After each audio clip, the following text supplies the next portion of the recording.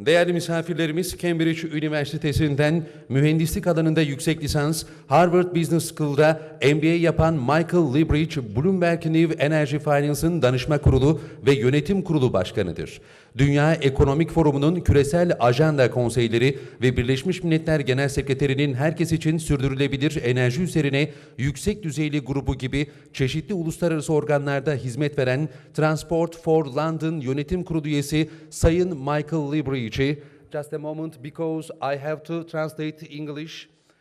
Ladies and gentlemen, now I would like to invite the board member of Transport for London, Mr. Michael Liebreich, for his speech, Trends in Energy and Transportation. Konuşmalarını yapmak üzere sahneye davet ediyorum.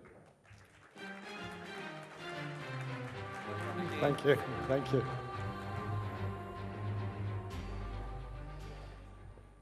Thank you very much. Thank you for such a warm welcome. I'm only sorry that I can't deliver my remarks in Turkish. My Turkish is a little bit rusty. It's a great pleasure to be here.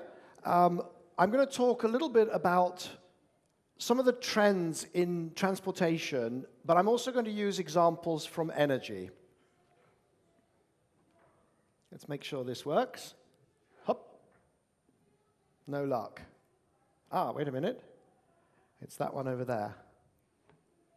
Okay, good. So, as per the introduction, I'm from London.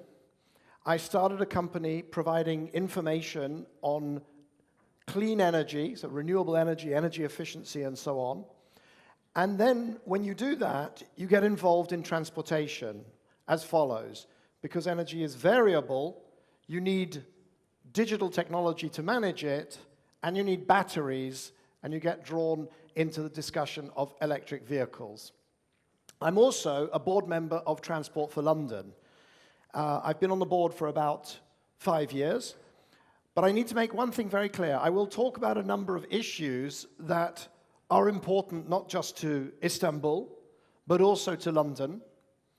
But I don't represent Transport for London. I speak in my personal capacity only. I don't want to end up tomorrow on the front page of any newspapers in London. But it's very interesting, as I prepared my remarks, very interesting to think about these two great cities. Approximately the same population, around 14, 15 million people if you take the larger area. Similar areas, similar size. And even we've got we have an Oyster card system, you have the Istanbul card system, and we have a metro of a similar age, so many of the issues are probably likely to be similar. In fact, your tunnel line opened in 1875. Our first underground line was 1863, was already 12 years old at that time, but very historic pieces of infrastructure. Now, in London, we have something called the Mayor's Transport Strategy, which guides the development of the transport, it sets the priorities. It's how the Mayor pushes the board and Transport for London to assign budgets and so on. And within that, here you can see the main thrust. If you summarize that strategy between now and 2041, which is how far it goes out, the main thrust would be mode shift, to get people out of cars. And there's a number of reasons why you do that. Partly there's issues of capacity, congestion, and I know we have congestion as an issue here in Istanbul. But we're also working very hard on health and fitness of Londoners. Londoners who walk, Londoners who cycle are healthier. And there's a tension there between providing services which ideally you would like people not to use. Because if they're walking and if they're cycling, they're not using their Istanbul card, they're not using their Oyster card. And then, of course, pollution and emissions, climate issues. So that's what we're working on in London.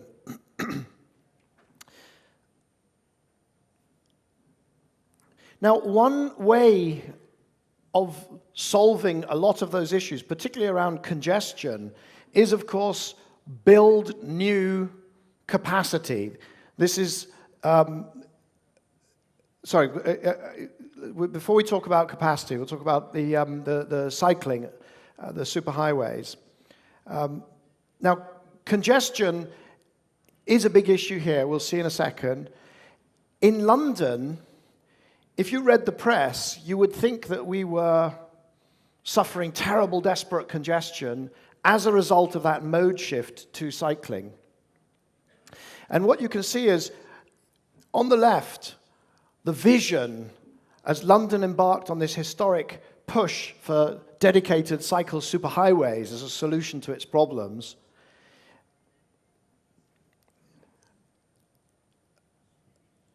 On the right, you can see what it really looks like today.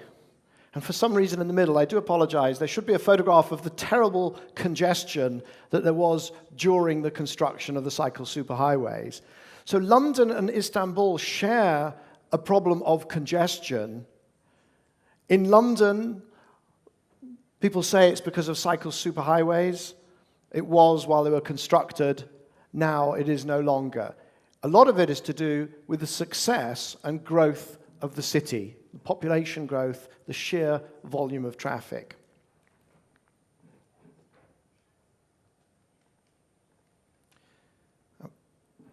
I'm having trouble because this is, I don't know if there's a spare one of these, but now, Istanbul's congestion is on a whole different scale.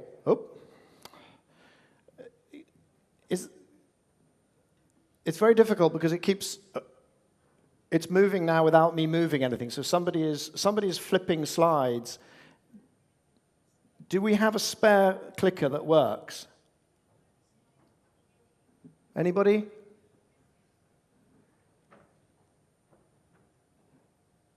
Okay, I'm going to... Okay, so there is no spare clicker. You'll have to bear with me because the slides are not keeping up with what I'm trying to say. So bear with me here, but we'll see how we do. So Istanbul, I mean, you know this much better than I do. And as I started to prepare my remarks, I investigated and I did some research. Okay, let's see if this one works any better. And what I discovered was that your congestion issues are on a whole different scale to ours. Although this is here, you've got the traffic index produced by TomTom, which shows that at one point, 2014, you were the world champions here in Istanbul of congestion. And you seem to have improved somewhat. And I'm sure this is one of the big issues that a number of speakers at this conference will be addressing, and a number of the technologies that we see in the exhibition.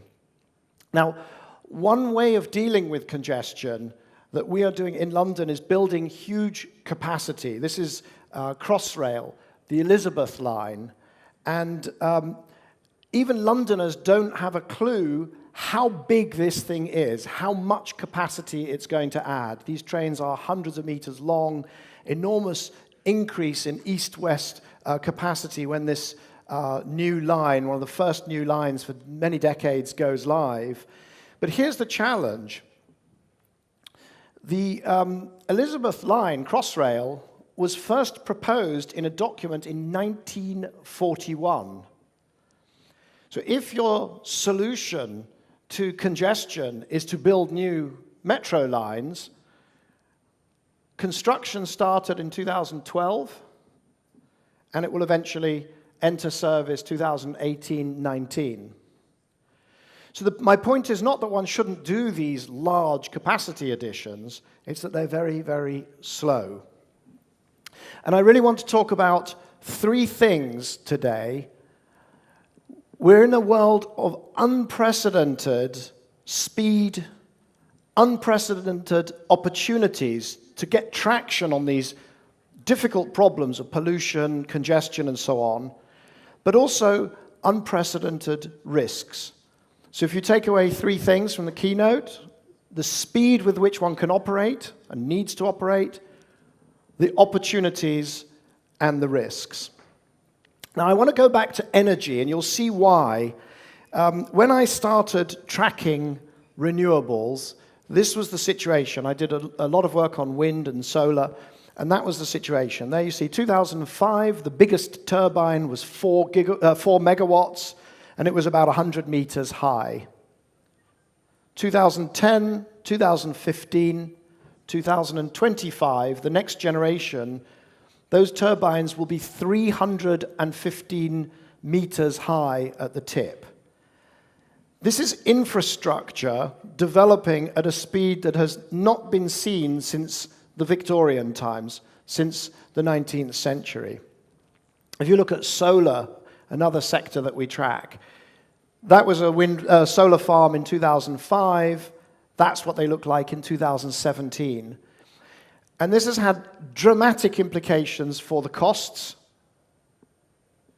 You see there in 2010, solar was double the cost of energy from any mainstream source. Wind was more expensive, offshore wind completely unaffordable.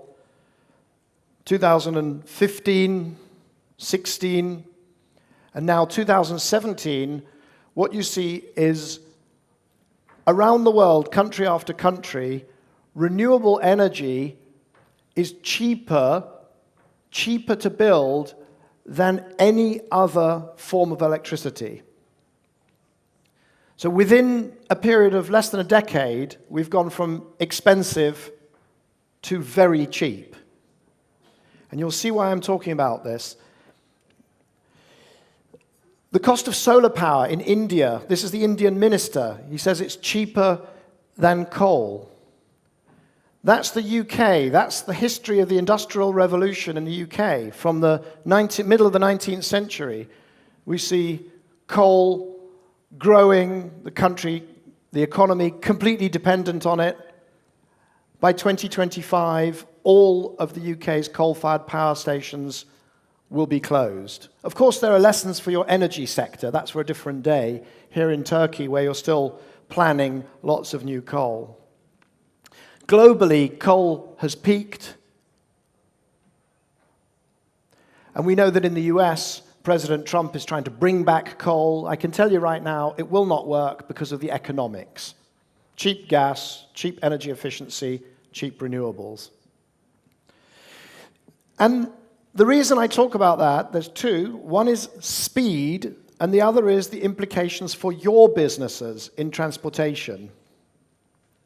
In terms of speed, if you go back to 2004, that was the accepted orthodoxy. The main forecasting bodies, all of them, I've chosen the International Energy Agency, thought that that would be the future of solar, essentially flat. Since then, every year, they've had to increase their forecasts. Every single year. And why? Because what they think of as energy, as heavy resource industry, has turned into a manufactured product, material science, information technology, and it has accelerated. And that same acceleration is going to go right through infrastructure, including transport. So most of the investment is going to be in wind and solar. That's $10 trillion of investment on supply, 2/3 of it going into wind and solar. Now, the other reason it's really, really important for you is that it is variable. Because it is variable, resources have to be spent, technologies have to be used to balance the grid, seasonally, weeks, days, and also voltage fluctuations. And there are ways in which the transport sector, long distance and urban, can help with that, and has to help with that, because that transformation of energy has implications and needs to be managed. Very cheap, clean energy, but only if you can manage it. So, energy efficiency, always, always critically important. Maybe not top of mind yet, but it certainly will be.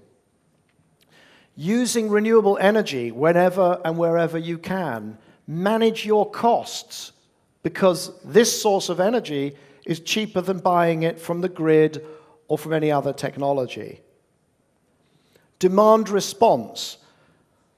Do things when energy is plentiful, and if you can delay things, or if you can use regenerative braking in your train systems, that's very valuable to the energy system. You may not know how valuable that sort of resource is within the electricity system. If you spend all your time in transportation, why would you know? But you now need to find out. The two systems, energy and transport, are converging. And then, of course, electric vehicles. We'll talk about those in more detail.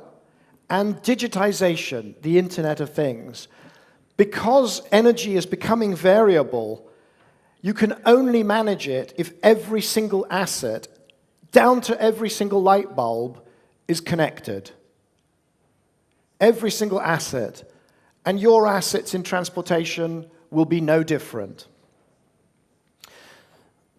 Electric vehicles, so we all know that there's been an incredible news flow. These here are countries. You've got the Netherlands, then France, then UK, then China, India. Country after country has said they're going to switch entirely away from internal combustion vehicles. The car companies, they kind of smelt danger, and now they're stampeding towards electric vehicles. Obviously started by Tesla, but now we see Volkswagen, Volvo, Mercedes, GM, all of the car companies now are essentially switching all of their development resources to electric drivetrains. And it's worth pausing and reflecting on the moment in time today, because there are no electric vehicles yet, practically speaking. Drawn to scale, this is the fleet of internal combustion cars and light trucks, and that is the fleet of electric vehicles. What an extraordinary point in time where we're all using technology A, but everybody has switched and knows that the future is entirely technology B. This is an outlook Bloomberg New Energy Finance, the company that I founded and sold to Bloomberg, put together. 2040 outlook. Globally, more than half of new cars and light trucks will be electric. By 2040, the fleet of cars and light trucks will be 1/3 electric.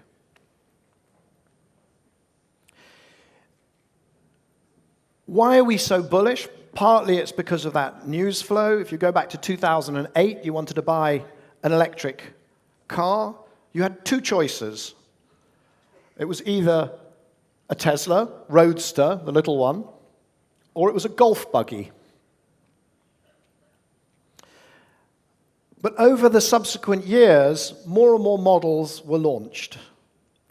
By the time you get to 2020, you can see there across the whole range, whether you want a sports car or a saloon or an SUV or you need a light van, there's going to be a full range of vehicles. And in fact, this is not a complete diagram. This doesn't include the vehicles in India, it doesn't include the ones in China, and it has not kept up. It's impossible to keep up with all the launches of vehicles. There are now over 250 models that will be launched. And model launches means marketing budgets and it drives sales. So that's one reason to be optimistic. Battery costs. Battery costs are doing just the same as those solar costs that we saw. They went down 70% in the last 5 years. They'll go down another 70% between now and 2030. Within a few years, if you count the cost of fuel and the purchase price, an electric vehicle for most people will be cheaper. By 2025, certainly by 2030, the showroom price of an electric vehicle will be cheaper than internal combustion engine. The showroom price, the sticker price will be lower. If you do the most basic comparison, electric vehicles. And then, of course, the fuel is cheaper and also maintenance because they have fewer moving parts. And as we were talking about with one of the later speakers today, David was describing the experience of driving one of these cars is extremely pleasant, fast, smooth, relaxing. and a great platform for all of the connected vehicle and entertainment technologies coming down the track. So there's no question this is the future. But there's a third reason as well, and that is this: pollution, air pollution. Never mind climate, air pollution. Shanghai, Hong Kong, New Delhi, Mexico City, Sao Paulo, Los Angeles, Paris, London, my city. This really pains me, being as I'm on the board of the Transport Authority, and this is what some of our transport technologies do to the air in London from time to time. And then, of course, Istanbul. I took this picture this morning, and I thought, well, is that just a nice sunrise? Is it just, Istanbul is so beautiful, the light, maybe it's just a sunrise. So I checked. It's not just a sunrise. That is pollution. That is high pollution. You can see there, that's an app I use called Plume, and you can see very high pollution, PM10s, not just from transport, clearly from heating and from all sorts of things, but transport playing a bad role in air quality. And municipalities, we see banning diesel, taking action, working on air quality, working on pollution, and that is going to accelerate very strongly the drive to electric vehicles. Charging station availability, of course, right now is completely inadequate. It's growing fast, and that's the challenge of the next 20 years in many ways, is adding charging stations. And behind the charging station, upgrading the substations, the distribution grid, the transmission grid. So suddenly, you want to focus on transport, your best friend needs to be your utility and your grid operators. And just in case anybody's worried, yes, there's plenty of lithium, yes, there's plenty of cobalt, the supply chain needs to be improved, needs to be invested in, but there are no bottlenecks to stop this development from happening. And it's going to happen fast. Just as we saw solar beating all of the mainstream forecasts, we're already seeing the same thing happening on electric vehicles. That year after year, those car companies, those oil companies, those major forecasters are going to be increasing their forecasts, and we already see it. Now, it's not just cars and light trucks. This is China. 140,000 electric buses sold last year. And I came here and I thought, well, as I prepared my remarks, I looked and said, okay, well, I know what we're doing in London in terms of electric vehicles, and we're trying to install charging stations and the taxis and the private hire and so on. And I thought, I wonder what's happening here in Turkey. Well, to my delight, I found that actually you're ahead of us. Maybe not in charging station numbers and some of the other metrics, but you're ahead of us in a very important way. You have major vehicle manufacturers that already have, for some years, been developing electric versions of buses and electric buses. And I was delighted to see outside the Bozankaya, this huge, monstrous, articulated bus, which we just visited and walked through. And I know that there are other companies. We've got Temsa, and we've got Otokar, and so on. So I don't know the full extent of the Turkish electric vehicle supply chain, but it was a pleasant surprise, and it's something that I certainly would like to learn more about going forwards. Now, we talked about speed and how quickly this is going to develop, and opportunities. I think the electric vehicle is an opportunity, not a risk. There are so many opportunities given to us now by technology. So powerful chips, smaller sizes, sensors everywhere. That enables you to manage your assets so much better. And of course, when you manage your assets better, you reduce the costs critically. Communications networks are now pervasive, and if they're not, they need to be. So many of these technologies are based on the internet being resilient, robust, 24/7, everywhere. And that's something that certainly municipalities around the world are working on, and I'm sure they're doing the same here. And if they are not, then you need to be influencing them to do so. You all need that connectivity. big data, the ability to analyze very large data sets, but also to analyze and put intelligence into that light bulb so it can send a signal, or to put a sensor into a vehicle so that it can feel the vibration and send a request for maintenance. And then most recently, of course, artificial intelligence and machine learning. These are your friends. These trends are your friends as you deal with those difficult problems around transportation, as you exploit the opportunities. Obviously, we've seen services, real-time traffic information has been transformed. I now don't buy maps. I now walk much more. I'm much healthier because anywhere in the world I can use Google Maps, or I can use Citymapper or Waze, or even the mobile phone companies are starting to get in on this because they can track us as we move around. We did an experiment in London. We know where people go into the tube, where they come out of the tube. We don't know what they do in between. Pardon me. And so what we did, we used encrypted data and we tracked how they move through the tube. Fascinating. They don't take the smartest route very often. So there's an opportunity there to improve people's experience, get them through faster, use your assets more efficiently. And then an app that we've worked with, Wayfinder, which is to help those with disabilities to enjoy the city, to benefit from the city better, because they can find resources, they can use the transport system despite having a mobility problem, whether they are in a wheelchair or whether they're visually impaired or hearing impaired. 12% of Londoners self-report that they are disabled. They say they are disabled. And that doesn't include elderly people, people with prams, people with luggage, people with injuries.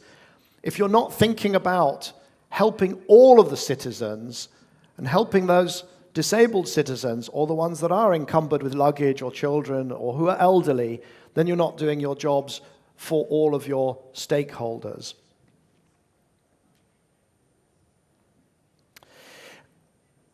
Now, you want me to say something about Uber?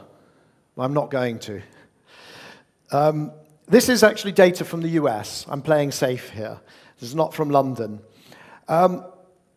We've seen the explosion of these ride-hailing services, and here's the interesting thing. Look at the numbers of licensed taxis in the same period. This is new demand. This is not ride-hailing, ride-sharing, eating the taxi's business. This is much more complicated. It may be taking some demand from buses or from metros or from walking, but a big chunk of this, we believe, and it's early days in understanding it, is actually new demand, helping people to get more out of their life through cheap, flexible transportation. Opportunities, financializing or financial integration.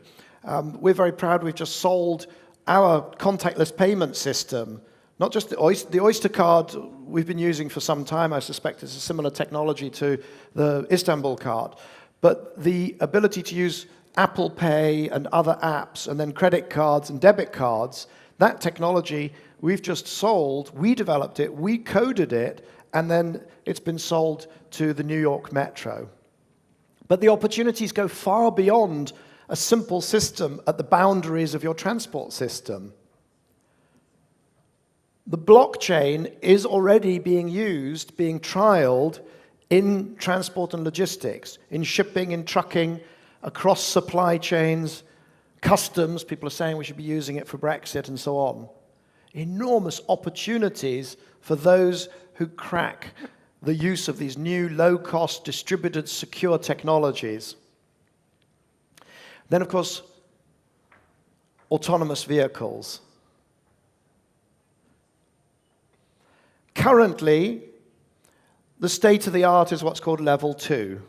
Some self-driving features, helping you stay in the middle of the lane. Maybe self-parking. But by 2020, many of the major companies will be at level 3. And that's the ability to take over under supervision. You're not allowed to take your hands off the wheel and go and start doing emails, but the car can drive itself for chunks of the journey.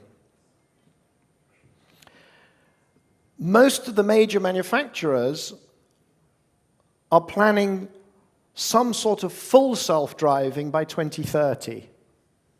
Could it be delayed? Absolutely.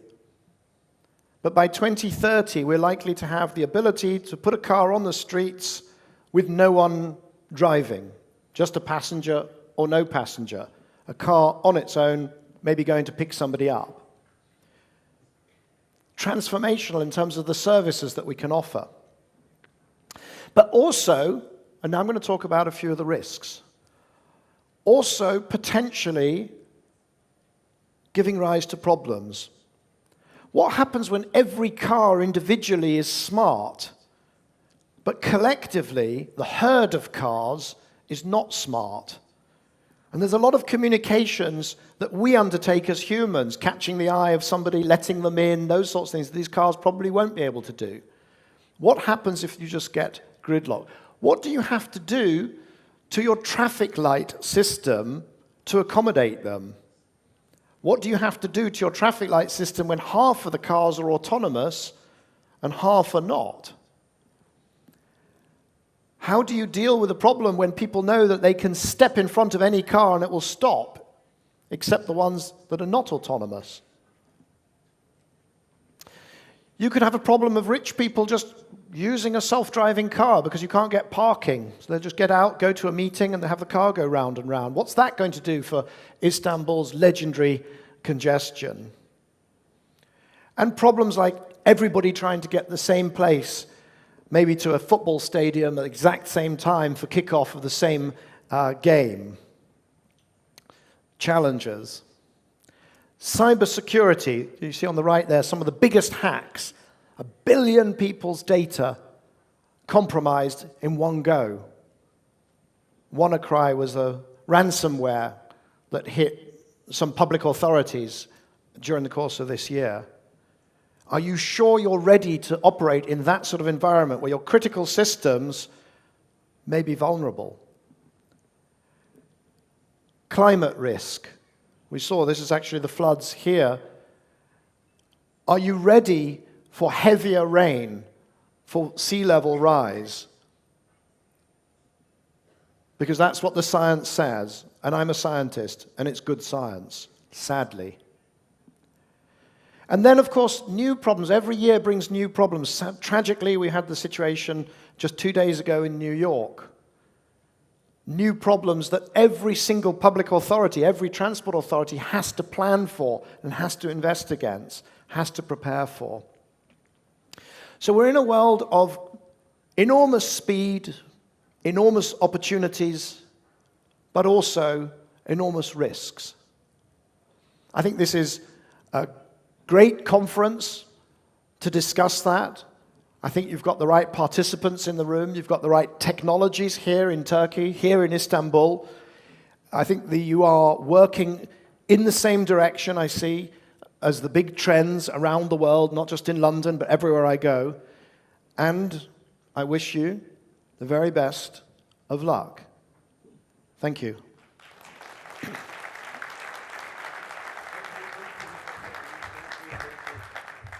Okay, just wait for me please.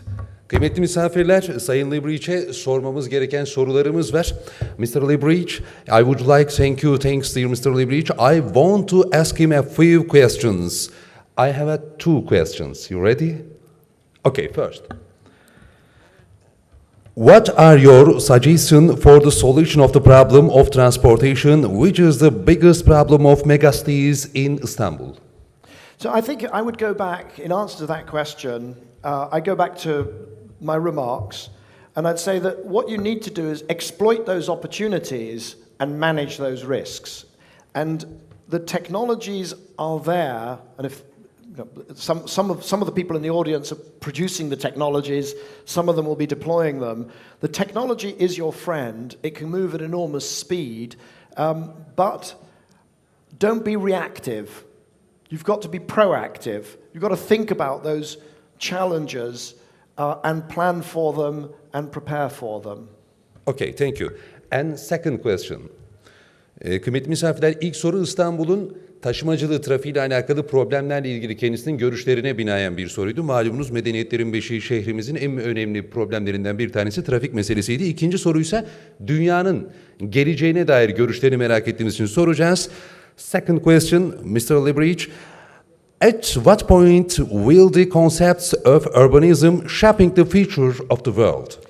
Well, so we are now at a point where more than half of the people, the population of the world, live in cities. So we are in the era of urbanism, or we are a city-based species now for the first time, and it's going to become more so. I think what's interesting is the focus now within cities is shifting to quality of life, livability. Every city now is competing, in a sense, not just transactionally, how many people can you move around, but actually how pleasant is the city. We see cities competing with each other for high value, highly educated workers. And you do that through quality of life. You do that through having walkable streets, cyclable streets, having street cafes, having neighborhoods, residential neighborhoods near to work so that people are not spending all their life commuting.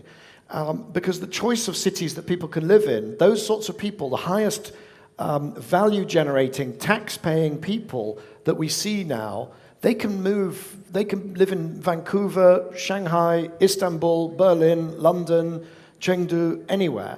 And so cities are having to really compete for those sorts of people. And I think it's going to raise our game considerably. It's going to make us work harder to produce livable cities.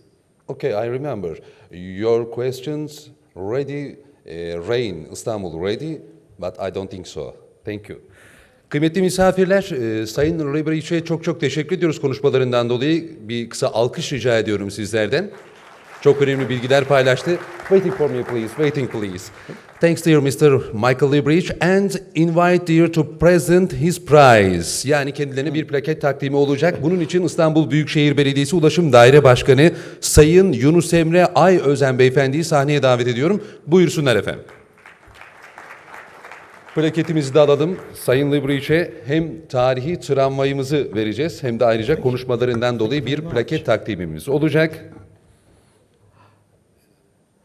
Çok teşekkür ediyoruz. Sayın Yunus Emre Ayözen şu sıralarda hem plaketini hem de bir anı olarak, İstanbul anısı olarak tramvayımızı takdim ediyor. Yakında tramvayda faaliyete geçecek bu arada, merak buyurmayın, onu da söyleyelim.